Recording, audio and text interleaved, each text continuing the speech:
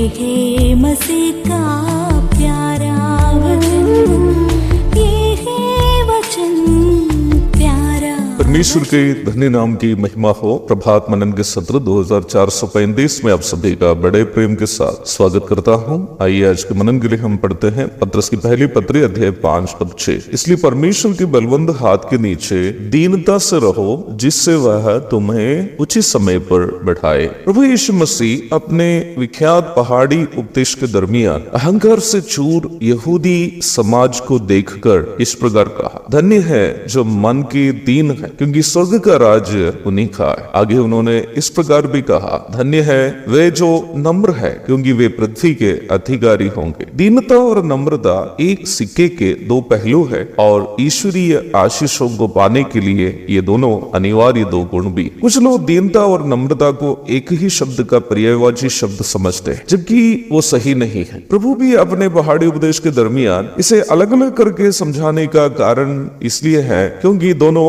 अलग अलग अर्थ के शब्द है। दीनता अथवा मीकनेस खुद को दूसरों से छोटा करके रखना है और नम्रता अथवा ह्यूमिलिटी दूसरों को अपने से श्रेष्ठ समझना है। दीनता अपने को दूसरों से हीन समझना नहीं है, बल्कि अपनी गुणों को और क्षमताओं को जानते हुए भी यहाँ तक अपने से कम गुण और क्षमता के लोगों के सामने भी खुद को कम महत्व का इंसान के रूप में पेश करने की क्षमता है दीनता। हमारे प्रभु यीशु मसीह परमेश्वर होते हुए भी अपने आप को न केवल मनुष्य बनाया, बल्कि उन्होंने अपने को मनुष्यों में भी एक दास या गुलाम बना दिया। फिलिपियों की पत्री 2:7 में उपयोग किया गया डूलोस शब्द का अर्थ बंधुआ, मजदूर या गुलाम है। निम्न भाग में ही हम देखते हैं कि वह सर्व चराचर का मालिक एवं सृजनहार होते हुए खुद को ऐसा शून्य कर दिया कि रोमी और यहूदी दोनों को नहीं दी जाने वाली क्रूस की मृत्यु को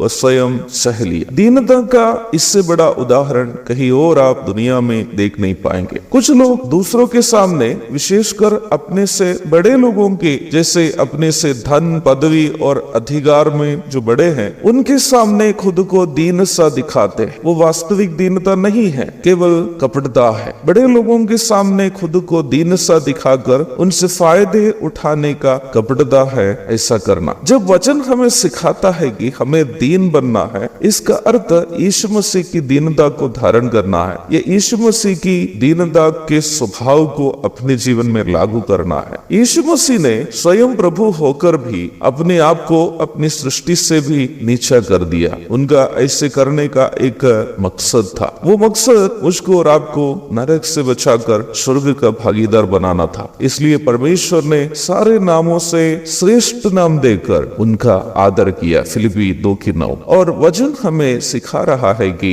यदि हम भी कलीसिया में एक दूसरे की उन्नति के उपलक्ष्य में खुद को यीशु मसीह की तरह दीन करेंगे, तो जैसे प्रभु को पिता ने श्रेष्ठ किया, वैसे ही वह हमें भी स्वर्गीय आशीषों से आशीषित करके श्रेष्ठ बनाएंगे। एक और शुभ दिन की धन्य कामनाओं के साथ आज का मनन में यह समाप्त करता हूँ। प्रभु आप सबको आशीष दे। आमीन।